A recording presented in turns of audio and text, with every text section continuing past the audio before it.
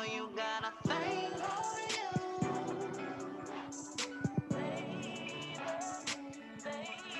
And you know I got a thing for you.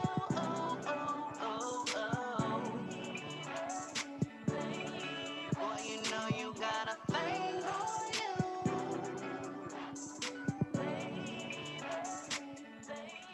And you know I got a Hello, and welcome to Conversations with Reverend G. I'm here every Monday night on WEMS Radio from 8 p.m. to 9 p.m., bringing you conversations, spiritual conversations from people from all walks of life, all types of careers, and doing a lot of different things in this world. What I like about it is that I feel that spirituality can impact you in all ways in your life, and it impacts each person differently. So I'm excited to bring different guests on who can talk about how spirituality has impacted their lives.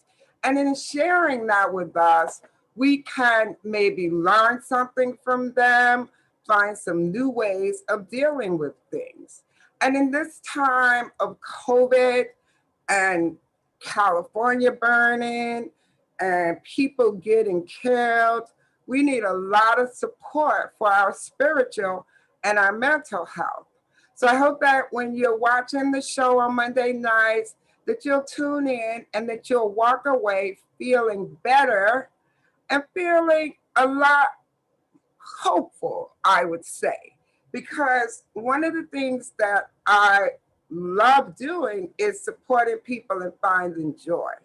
So for me, it's like, let's get joy and let's find some joy and live our best life.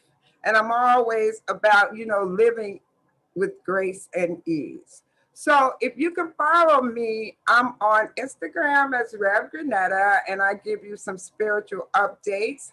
And I'm on Facebook as Reverend Granetta Briggs Mason. Also, you can find me on YouTube. So I'm really happy that you joined me tonight. And tonight, my special guest is Donna Pryor Kelsey. Donna is a business success coach. She laughs all the time, so she has a great way of getting others to laugh. And we know that laughter is like cleansing and freeing. She calls herself a spiritual optimist, and she's done a lot of great things in her life and in her career that she could share with us. I've known Donna for many, many years. We've been business partners and spiritual partners, and I'm excited to have her here to give you a perspective and support you in this time. So, Donna, welcome. Come on in and let's have some spiritual conversations.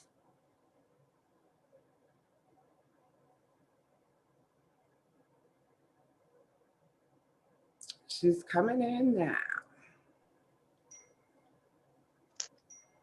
Hello.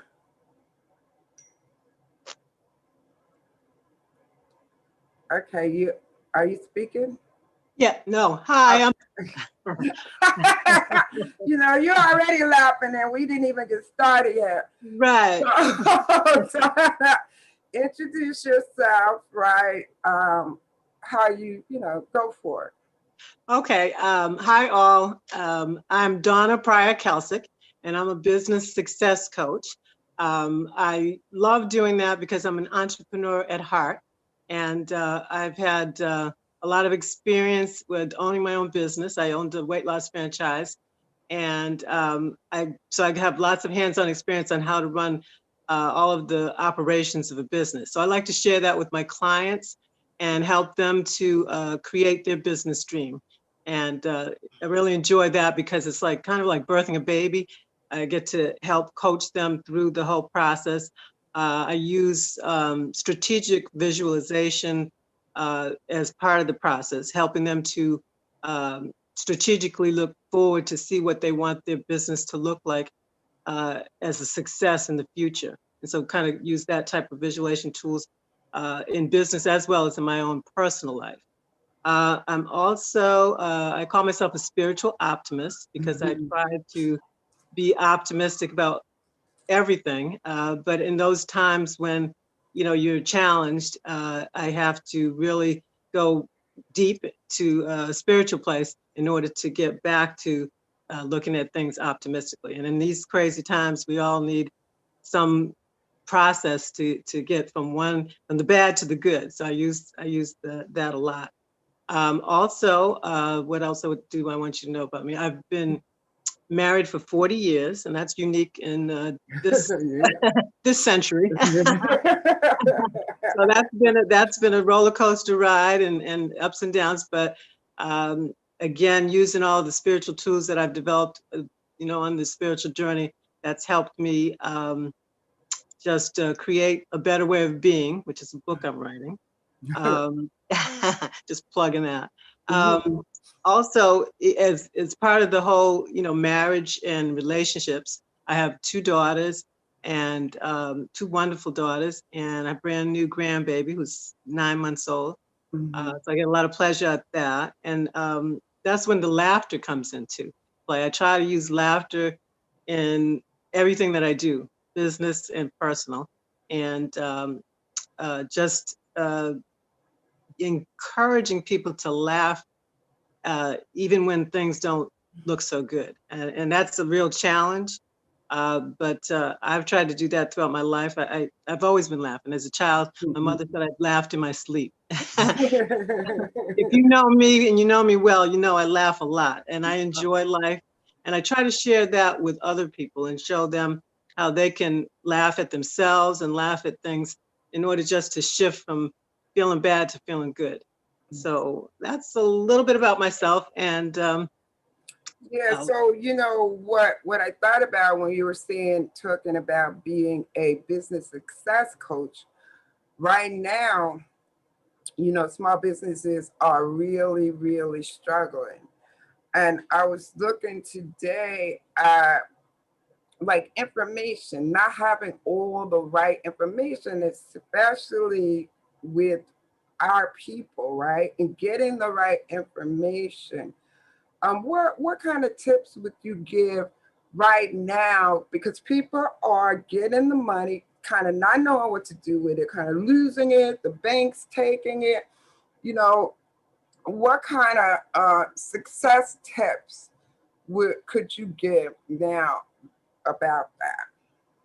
okay, yeah, that's a real issue because I used to work at the Small Business Development Center, so I've worked with a lot of small business loans, and I've helped clients get those. So the critical point in any kind of government funds that are coming to you as a business is that you have to make sure your business is set up in the right format. Mm-hmm.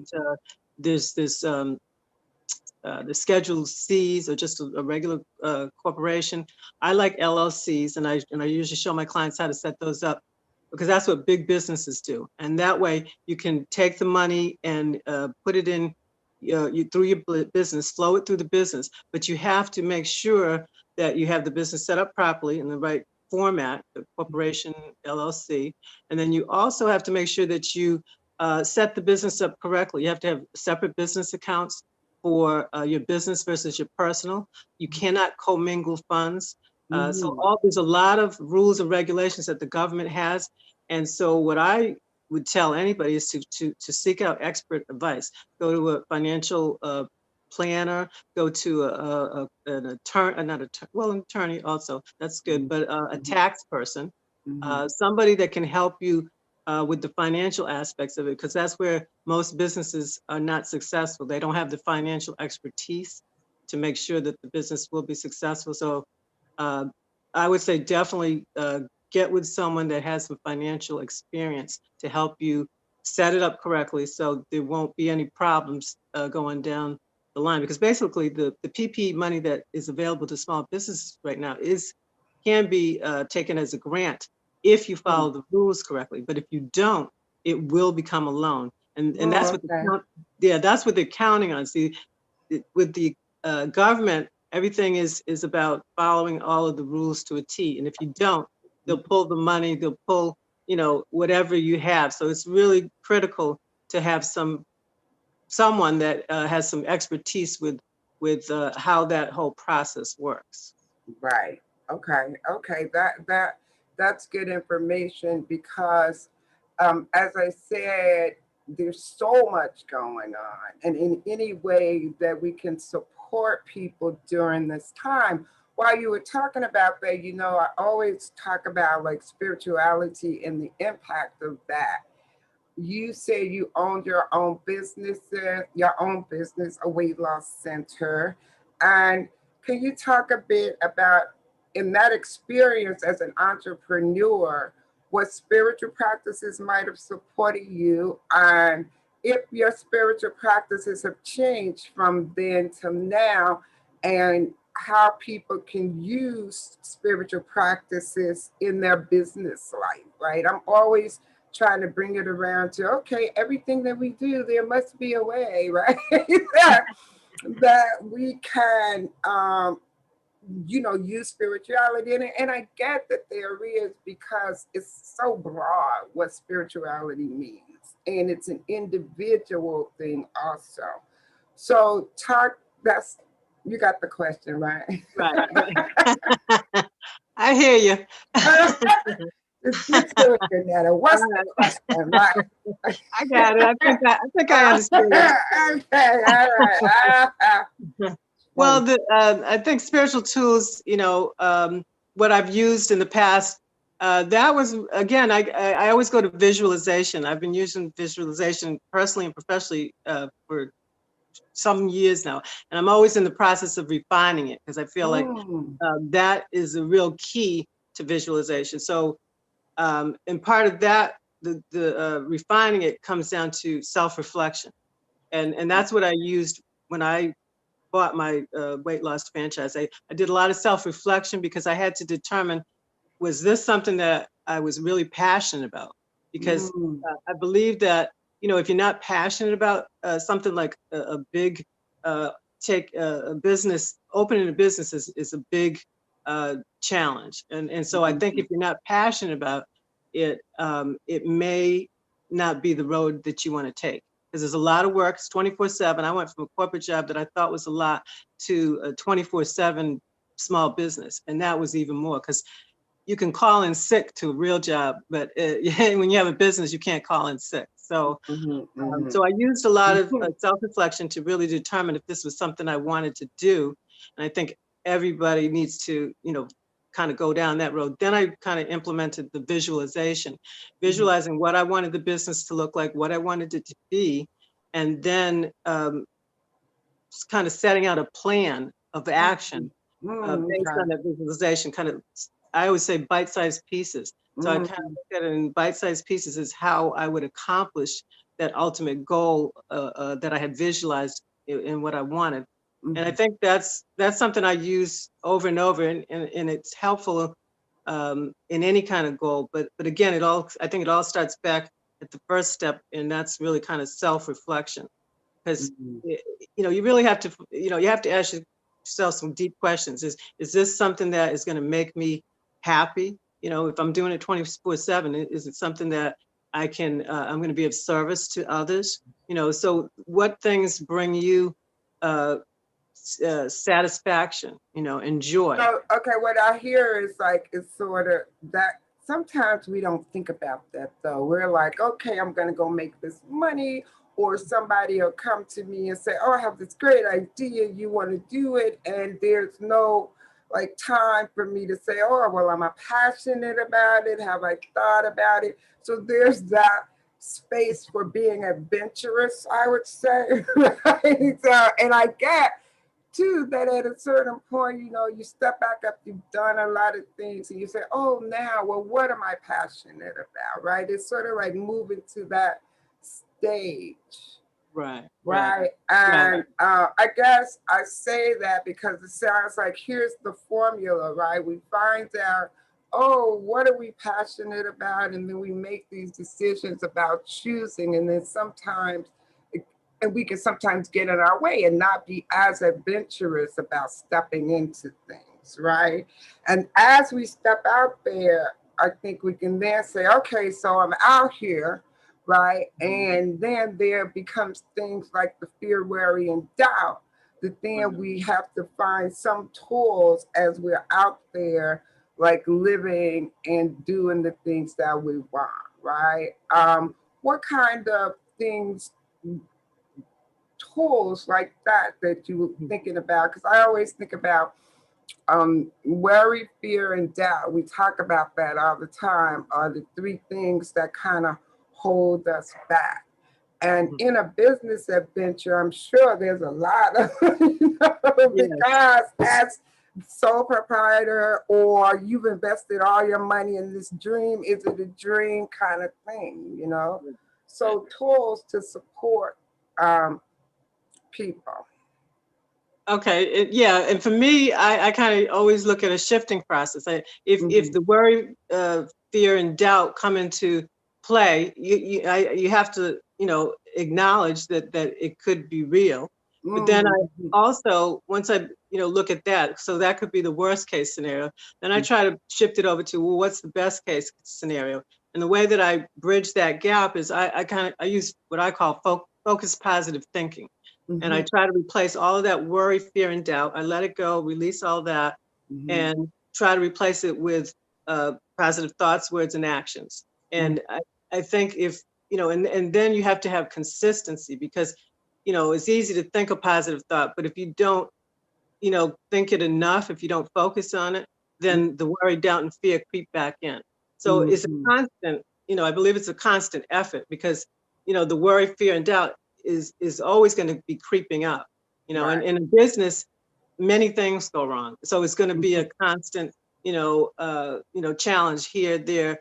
And I think that was what got me through. I would always come back to, okay, take a moment, breathe, and Mhm. how are we going to release that worry, fear, and doubt, and how are we going to replace it with positive thoughts, whatever that may be in relationship to that specific issue, Mhm. and Mhm. Mhm. that's kind of how I process it. And then I look at it as, okay, well, if this is a problem, am I part of the problem, or am I part of the solution? Mhm. So, if all I see is problem, then I try to hash out, well, what are the solutions to this problem? Mhm. Mhm. Okay, that sounds really good to me. It brings to mind to me when I think about the choice of owning your own business and working in a company, right? And the different things that come up for in both of those choices, right? Mhm, And mhm, especially thinking about having a career. One thing you can think about, going to work, it's not 24/7, but mhm. sometimes you could be, those 7 or 8 hours can be like the worst, right? You know what I'm saying? It can be Right, right, right. where, Exactly.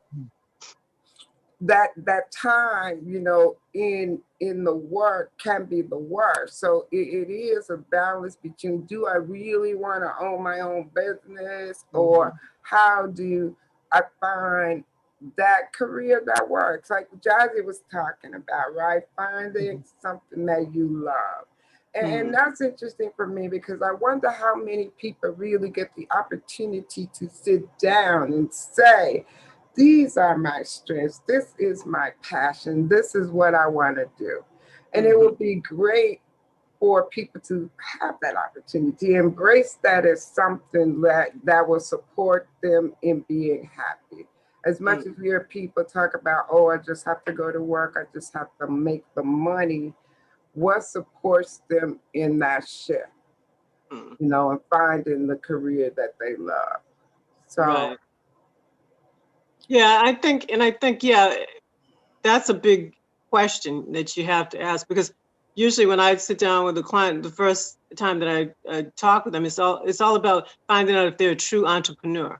You mhm, know, there's an entrepreneurial spirit that entrepreneurs have. I've been feeling like I've been an entrepreneur since I was a kid. I've mm, always wanted to, have that some kind of control, and it's not everybody. It's not for the faint of heart, because mm, there's no guarantees. You're mhm, taking a calculated risk, but in a snap of a fingers, it could go south. And so, mm. you got to be ready for that kind of a poker player since I was a kid. And I've always taken a calculated risk. And so, and that's part of an entrepreneurial spirit. So that's when I first meet with a client, I kind of go through that process to determine. I ask the questions that make them think to see if they really are a true entrepreneur, because everybody wants to own the business. Yeah. Everybody. It sounds great, but let It me tell you. does, right? Sounds like the way Let to me make tell the you, money, been there, right? done there is not all that it's cracked up to be. I'm telling you, it's a great Sounds like experience. the thing, right? But I think also with how people are treated in corporate with all of the problems that we've had within that system and the racism, it may seem like, yes, let's just break out, right? And have our own, because I know from my experience, it was always a struggle to be 110% to get to where I had to go. So it felt like, yeah, well, this is not working. I want to break out of this, right? Right. So even we talk about like the racism, systemic racism is just so prevalent everywhere, even in work. And then I think we know we need to make money and we go in and we take it as long as we can and we shift and we do it and we all these things until it gets to a point where you really, really, really get tired of it, right? And I think right now for me is the time of recognizing that I'm upset about all that, right? And I have pushed it and pushed it and pushed it.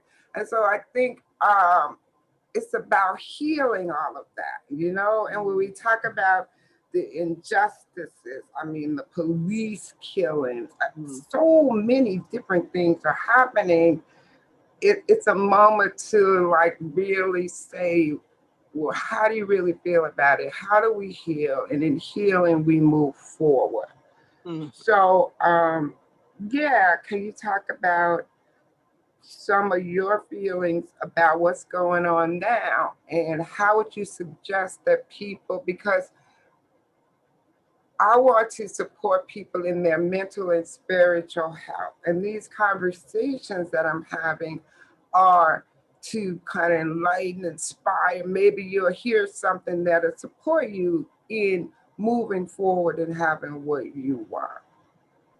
Yeah, no, that's a good question, because it's I think there's a lot of frustration out here now, and I understand in the corporate world, there always was, that kind of frustration, especially for women. I was in corporate for 20 plus years, and moving up the managerial roles and all that, but always there was that, there was there was a lot of racism, because as a Black woman in corporate America, that's a tough, we're at the bottom of the pole, and so that was something that always, frustrated me. But, you have to play the game because you're in the corporate world. And so it does lead to a lot of frustration. And, and that was one of the reasons why I went out and went on my own. But I know a lot of people that are in corporate. Both of my daughters, both of them corporate. So, and I've seen, just how Black women are treated. And it is a systemic racism that, is based on the fact that, who built these corporations? Same, that same, frustration level that we feel in the corporations is the same frustration level that's felt outside in the world today with the police. All of these systems were set up not to have our best interest at heart. And so therefore, there is a lot of anger, a lot of hatred going on right now. And I think that, spiritually, we all have to figure out a way to communicate enough so that we can come together and try to heal. And the only healing that can take place, I really believe, is we all have to be ready to listen and communicate with each other, as well as being empathetic, because empathy is all about walking in another person's shoes. And I think Mhm. that's the basic problem today. Nobody wants to understand what, my shoes feel like, and that causes anger, because then I feel like people are not appreciating, what I have to offer. And I think everybody's feeling that level of frustration right now. Mhm. And I think, it's at this point in time, the spiritual tools that I use is because it is you get angry and you get frustrated with what's going on. And we've been around a long time, so we've I was seen. gonna say we've been through a lot of this, right? That did come to my mind, right? I was like, whoa, Right. we've We've been seen a around lot a of it. long time, Yeah, right? yeah. And so and we, So it so feels like, yeah, and we can still laugh and find joy. But I also think that too, there's a new freedom in acknowledging the mhm, pain, mhm, acknowledging that I'm upset or that I'm mhm, angry, as mhm. opposed to just pressing it down, right? Right, right. And then in acknowledging it, then that's a really good step in there, releasing and letting it go Right, and moving forward, right? right. What kind of things we were talking about corporate America, and I was 25 years in corporate America. And Mhm, while I was there from my time back then, if you said anything, they put you on the diversity committee. So there I was, I'm always talking. So I was always on the diversity committee, but what were we really doing? We were meeting, right? And we were meeting, and we were going to these meetings, and we were talking about let's bring some diversity in. And mhm, it was always, for me, a person that always wanted to speak out and have something to say. I was always stopped short, right? mhm, Of mhm. like saying, come on, people, let's rise up. Because it's been a hard time, right? Um, but it feels like it's been going on so long. Right now, we have some attention of some people. So, Mhm, I feel like, what should we be saying? How do you rectify this in corporate America? Let us see some more people in charge. And you can look throughout all the systems and see mhm, how it's not working. So, mhm. what kind of things have you thought about? And I know we don't have all the answers that we could put Right, forward at this time while they're listening. If they're right. listening, really, we think they're listening, right? Well, I think we have the attention of people that can make the changes. And I think that's important. Mm-hmm. What I do have, I'm feeling very frustrated, very angry at times, but I do have hope because I see the young people, Mm-hmm. they are on the front lines Mm-hmm. as we were many, many moons ago. Mm-hmm. And they seem to be very determined not to let this um, inequality continue. And that to Mm-hmm. me gives me a lot of hope, and I think we have the wisdom to guide them Mm-hmm. because we've seen the different kind of protests, we've seen the Mm-hmm. different kind of, uprisings that can, be effective. So I think Mm-hmm. if we help guide them and we get in and contribute our knowledge and our wisdom and share that with them, I Mm-hmm. think that I really feel like this is an opportunity for change. But I think we have to get into every aspect of the racism because it's systemic. So Mm-hmm. therefore, it's in the housing industries, it's in Mm-hmm. banking, it's in corporations. Mm-hmm. It's not just one particular area. We have healthcare. I mean, Mm-hmm. all of these. So all of our experts that are out there, I think we need to be, and I think I'm seeing that. I'm very interested in this whole voting process because I think that's very important. That's the one tool we all can use. And so I'm getting involved in a lot of these register to vote communities and making sure that people are educated because I think that's the biggest problem in the whole voting arena is that we're not educated or informed and uh, we may miss a deadline because we didn't know about it. But Mm-hmm. what I'm seeing going on right now is a lot of these organizations are making sure that everybody is educated and You knows. know what? Just also, that's interesting when you said, register to vote. I'm all for that, and I think Mhm. that's great. But we've been voting for a while, right? Well, mhm. And no, But not I'm not this. necessarily. No, I'm not this. No, wait. Let me finish. Go ahead, My good. whole thought is yes, everybody get out there and vote, but the vote's going to be over in November, right? And then we'll have somebody and we'll deal with that somebody. What else? What else? What else do we get to do, right? And I want to put voting as the number 100% thing that we do, but I also would like to say what other things, because I look at I'm a big sports fan, okay? And it's Monday night. Monday night football's on. My Giants are playing. I have to DVR them. But I I was excited when they first said they were gonna not play and all of that. But I look at it, I look at the sports players as being influential, right? Mhm. When I look at them in their roles, they have the power. Because if those boys didn't play ball, would there be a game? It's how Right, I right, look right. at it. Right? It wouldn't be a game, That's right? the truth. That's the I mean, truth. I Right. just swear, if they didn't play ball, it wouldn't be a game. But That's the truth. so, and what I felt like, okay, they're gonna get it. They're gonna all come together, and then this power that they have, this influence that they have, they'll use it, right? Mhm. And I'm not giving up on them, right? But I'm a little like, hey, wait a minute, y'all made this big noise. Now what's next? How are we gonna do this, right? And what are we gonna do? And I think it's always been a thing for me of how us people of color, how we Black people come together and support each other. Right. Why don't we think of some way where all you guys with all the money help the guys with no money, right? I Right. don't know, Right. right? You know what I'm saying? Not happen, but Right. no, and I Right. get new guy, new football player. You want your money. You've been playing hard all your life. You coming into the NFL, right? You ready, right? It's just Mhm. so much under it and so much going on. At what point do we get? How do we stick together?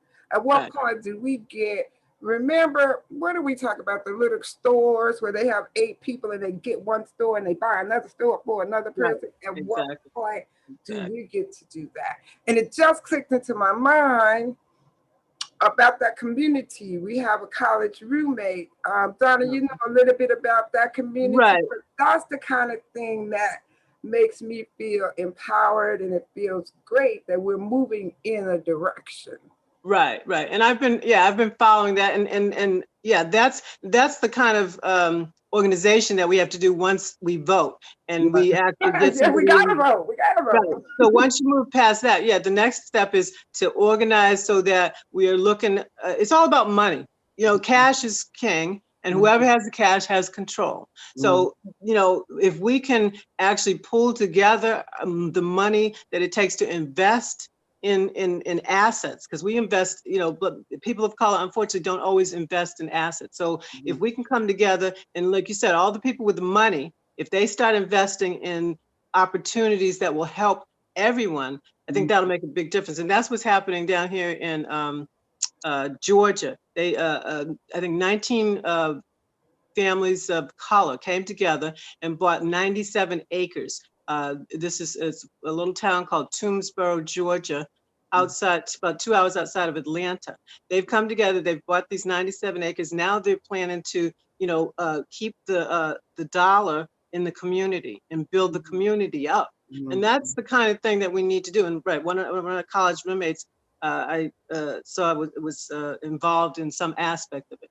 But I think those are the kind of you know, organizations that need to be formed, and it is all about cash. So if we can come together, and the people with money come together with other people that can organize and put together. This was two young Black female real estate agents that pulled it all together.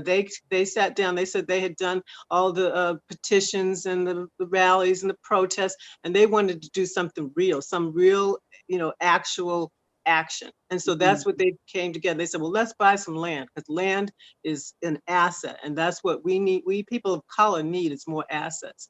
And I commend them for doing that. And I was really interested, and I would like to see more of those kind of like co-ops coming together and, building something that will be lasting. Because that's what our problem is now. We don't have anything, any legacy to leave to our children, our grandchildren, and I think that's what they wanted to do. They wanted to bring together, families and build assets so that they would have a legacy to leave to the, future children, grandchildren. So I Yeah, think that was it's great. interesting when we talk about legacy building because there's this one side of me that's saying, yeah, I get that. And we've been talking about it. And then I hear this other side of me where these people are saying, put this money together and you put $400 in and you get 1,000 out, right? And they're calling that legacy too, right? So it was like, my mind goes here and there. It's like, yeah, we do. And what does it really look like to set up something for future generations? I think that's more what we're talking about. What does it look like? And they can be really discouraged right now looking around at everything that's going on and the way it is. But I know they'll survive. It'll just evolve and evolve. But we just have to go through this period of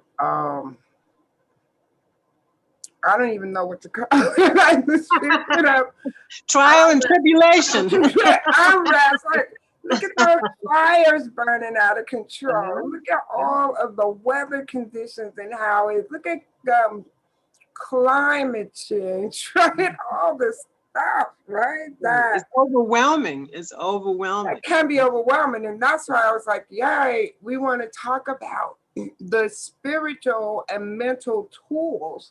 I think we got into talking about how bad it is, but there's like, what do we do? It's like not focusing on that, and it's about looking at not trying or living in a way where all this is going on, but you can find something in here that makes you feel good. You can find a moment where you can remember something that brings you joy. And that can be tough because it's like everything builds. If you are in a negative space and you're thinking about a lot of negative things, then it's going to be one negative thing after the next, right? And it's just going to be a building and a building. So I really am a big proponent of trying to find that one little joy moment in there, right? And if you can laugh, right? I can laugh about a lot of things, right? Because I could twist it in my mind. I don't know. And it's not always a good thing. Donnie I've gotten in real trouble for laughing, right? At inappropriate times. Yes, we have.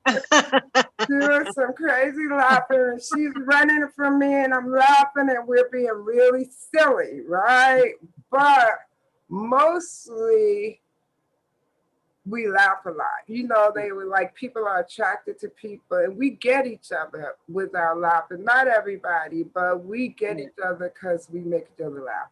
But let's talk about that, Donna, because you were like the laughter coach. So give some, talk a little bit about how laughter supports and how it is important for everybody. Right. Well, they say laughter is the best medicine, and there was a reason they say that. It actually releases endorphins and actually makes you feel better. So, like I said, I've always loved to laugh since I was a kid, and and then I'm attracted to people that laugh, and that's why we were attracted.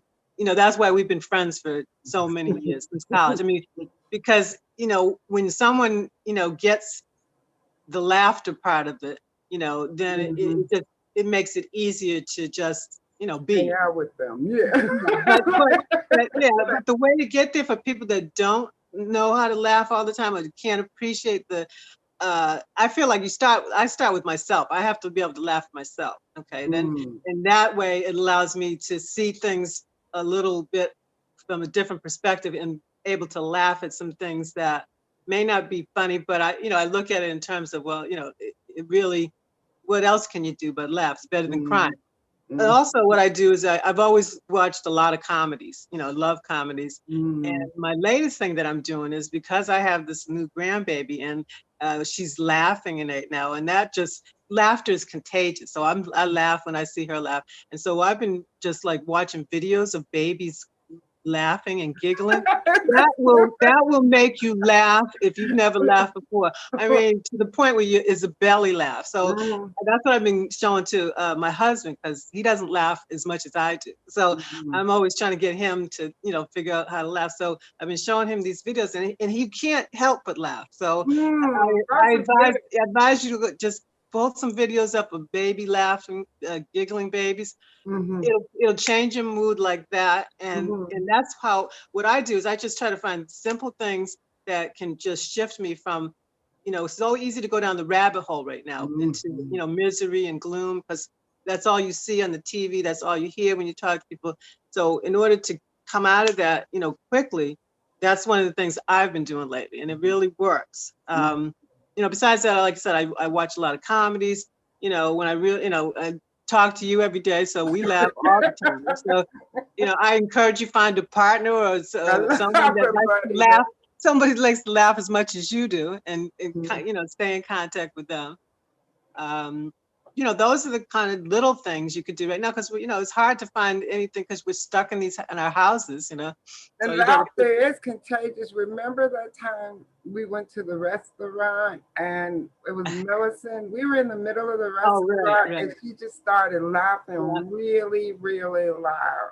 right. And the whole Oh, entire restaurant just started laughing, right? So it mhm. was like a contagious kind of thing, but you had to be bold to do it the way she did, right? Just Right, to right, start just exactly. laughing in the middle of the restaurant. But that was the one time where you really saw the shift. The whole place shifted. Hmm. Everybody was Hmm. laughing, and it was a great experiment to see how laughter can be contagious.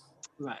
Um, Donna, would you say are your three main spiritual? We talk about the spiritual toolkit. I'm always talking about the spiritual toolkit and designing your own spiritual toolkit. And Right. what it is, it has your own personal Hmm. practices in it. And you Hmm. can rotate them and you can use them at different times, but it's personal to you because Hmm. there's so many different practices, and it's really great to experiment with a lot of different ones to figure out what works for you. So I Right. like to ask people like what are their top three and ones that they can recommend, because it gives people ideas also on what other things they could use as a spiritual practice. Right, right. Yeah. And yeah, definitely. We talk about spiritual practices all the time.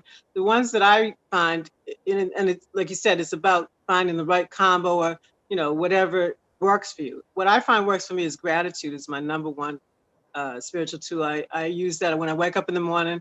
I am thankful. I sit and make a list in my mind of all the things I have to be thankful to start my day. And Mhm, that just puts me in a really good frame of mind and, to kick it off. And mhm, then I try to do that in the morning when I wake up and at night before I go to sleep. And if mhm, I'm having a really bad, moment at any point during the day, mhm, I find I can just, go there, take a moment, breathe, and think about everything I have to be grateful for.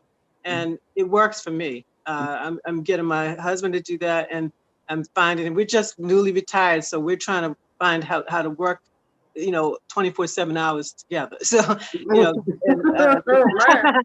so I'm trying to share what works for me with him, and that seems to be working. So I would say gratitude is my number one. Mhm, Uh, then, as I mentioned before, self-reflection. I find that I'm always on this journey, and I'm always trying to evolve and refine the practices that I have, and I have to really look at me and go deep within to ask the hard questions. Why are you doing this? Why, is this making you happy? Is this, and it helps me to better move forward in pursuing the things that really bring me joy.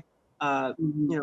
And that's important, I think, to do on a regular basis. And then I think the other one is just laughter. I laugh every day, quite often, and Mhm. that just, to me, it just as when I in the times when I go down the rabbit hole, after I've watched the news and feeling really kind of depressed, I'll watch, I'll go get a video of some laughing babies, and It's a that, lot, baby. That's a and good one, right, baby? I'm That telling is. you, everybody try it. You can't, I mean, maybe just because I'm a grandma right now and I'm just loving, these little babies that laugh, but that's a real quick, easy one. And I watch comedies and, just whatever, or just call somebody that is a joyful person and likes to laugh and just, ask them to tell you a joke, like you, Granetta. Comedian. I just thought about it. You was like the grandma, the laughing babies, 40 years married. That is something. I would just like to say OMG, right? I would like to say the same. So, Donna, how did you stay married for 40 years? It's What spiritual practices kind of play, right? That's been a That, scary. 40 years of marriage. Wow. That's beautiful. Really. I have to say that is wonderful. And it looks like you guys are retired together and working towards, 40 more, right? But There's been a lot of spiritual practices that I've used, and I think, to me, I've kind of narrowed it down to just like 3 major components. One thing that I have to say is that my mother and father were married for 40 plus years, and that was a good model. Okay, so I learned a lot from that. And what I learned from that was, you have to, the critical components is you have to be compassionate always, and you have to be compromising at all times, and you also have to be able to communicate. That's the last thing that we've been working on lately. After 40 years, you would say, "Oh, you should know how to communicate by now." We are just now figuring out how to communicate, and the major portion of that is listening. I call it listening with your inner ear, because we all listen, we think we hear, but that's not the case in most, because if you're not on the same wavelength, if the 2 people stand together, talk, and then walk away, and they're not on the same wavelength, you really didn't communicate. And so that's what we're really learning right now. And because marriage is a work in process. It's not, I'm not going to tell anybody it's the easiest thing you ever, it's not. It's a work in progress, and you have to both be committed. So there's a lot of C's going on, you got to be committed. Because I'm finding today, a lot of people, if it gets hard, which it will, they're willing. She says, guaranteed to get hard, right? They just want to walk away. They Right. want to throw out the commitment. But so I think that's part of the whole package. Is you got to be committed to the whole work in progress. It's like I understand what you're saying. One of the big components is communication. And communication is big, and that is huge, because seeing what you feel and being able to really talk to another person. And you did say something important about listening too, because a lot of the time we aren't really listening. We're thinking about what we're going to say next, right? And it takes a lot to really listen and not have to be right, but understand where the other person is coming from. It's a lot. It's something. Really, that's why I was like, girl, 40 years, it's something, right? To, and you're on 15, so that's it. Yeah, but not 40, right? 15. Right? So it does take a lot of patience, compassion, and communication, and so those are some of the spiritual tools that we use all the time. And that's why I like looking at it from in your everyday life. We talk about religion, we talk about spirituality, but just looking at it from, everyday life. How is this impacting me in my everyday life, right? And using it as such. Right. Right. to really support. It's my mind goes to, like, we grew up in the church. You go to church on Sunday, and then on Monday you go do whatever you're gonna do, and then you come back on Sunday and you go to church. And then I don't even like. I feel like this show on Monday. I want you to come to the show, take something out through the week, right?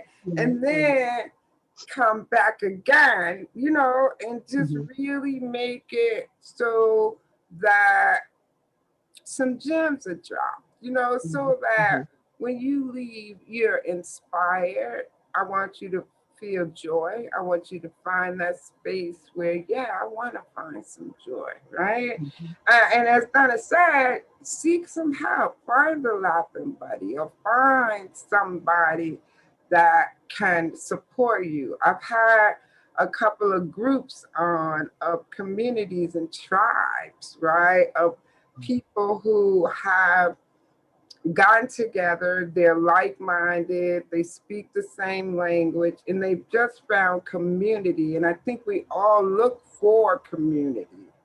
We're all looking to share and have a voice. So I'm excited about all the different guests that I've had on the show and come on, because we can learn something about how to function now and live in this world. So Donna, what kind of parting things would you like to leave us with, and talk about your books? Because you have a couple of books that you're writing that I think are really interesting, right? Okay. Yeah, I'm writing a book. I'm just about finished. Create a better way of being together, of being in relationships. And again, that was I really at this stage of being married and being retired with somebody that I've been with for 40 years. I wanted to make sure that the next however many, we did it right. So I wanted to create a better way. And I think you can always create a better way. And it's Mm-hmm. all about, both of us trying to, feel good and figuring out ways to always choose how to feel better. Okay. So that I'm pretty much doing that. And then I'm gonna have a book of affirmations. Mm-hmm. So just kind of really just wanted to share some of the experiences I've had in these many, many moons that I've been on traveling this journey. And Oh yeah, yeah. Donna is a traveler too. She oh, talks about all the different places, and it's interesting. One of her main things is to travel. Oh my God, what has this year been like, Donna? oh, oh, this is rough. This has been rough. She said, "Oh, this is rough." I don't think I've been in the house for 6 months at a time, and I can't remember how long. I love to travel, and so this is really this has taught me patience and taught me how to Mhm. deal with the fact that uh, I have no control. So all I can do is visualize the vacations that I'm going to take as soon as I can. And but it's hard because when you want when you have a passion, that's another one of my passions. So when you have a passion, you want to do it. And this 2020 has really made me sit down and think about well, if I don't have any control over this, how do I handle going forward? And I think it's just really about staying hopeful, that things are going to get better, and then trying to figure out what can I do to help make them better. Right now, all I tell everybody is vote and pray, vote But and she pray. said, but it's also too, when we talk about the hard times and everything, there's also the other side of the great stuff that has happened during this time, the Mhm. family connections, Right, right? To right. just being still at some Hmm. point, right? Because Hmm. we were just like running, running, running, running, running, running, moving. And I also like to like say we can acknowledge the break, the Hmm. Right, pause, right, right. because we probably needed to pause, and I we think all so. pause, and we probably need to pause a little bit more. But everybody is getting anxious, and I just hope that we just move forward safely. We move Right. forward safely. And I like that. Vote and pray and stay hopeful, right? Right. Keep hope alive. Right. Who knows about that? Right, That's right, all right. right. Right. That's That's a dating. quiz. That's a quiz. How many of you know who said that? Keep hope alive, right? Well, Miss Donna, it's been great having Mhm. you Mhm. here, Well, thank and you for I having really appreciate me. coming on the show. Well, I had We fun, have and thanks for having me. conversations with Reverend G. So you have a great evening, All right. and You I'll too. be in touch. All right. Thanks. All Bye-bye. right, bye. Well, everybody, thank you for joining me tonight in Conversations with Reverend G. I am Grenetta Mason, aka Reverend G. I can be found on social media as Rev Grenetta on Instagram and on Facebook as Reverend Grenetta Mason. So I would just love to support you in finding joy and living your best life with grace.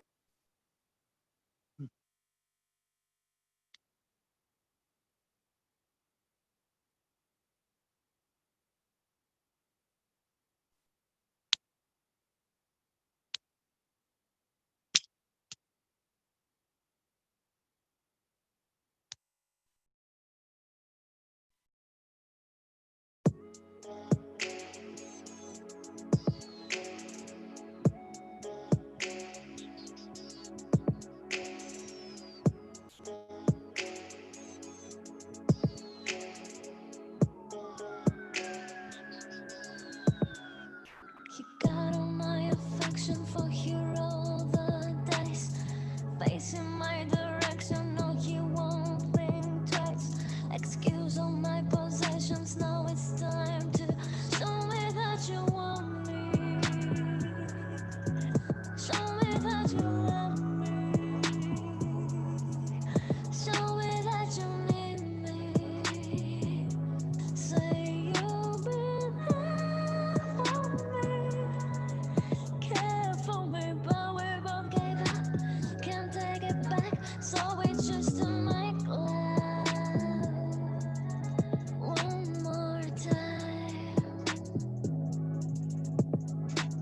His heart belongs to me, I gotta let him go somehow. It's time to separate, I got him sailing out. I'm going around in circles, circles, circles. Going around in circles, circles, circles. Hope I'm living for a purpose, purpose. Going around in circles, circles, circles. Booted all my feelings, gotta pay the price. I'm just so sick of seeing far beyond the light. Reflecting your devotion, I became your emotion.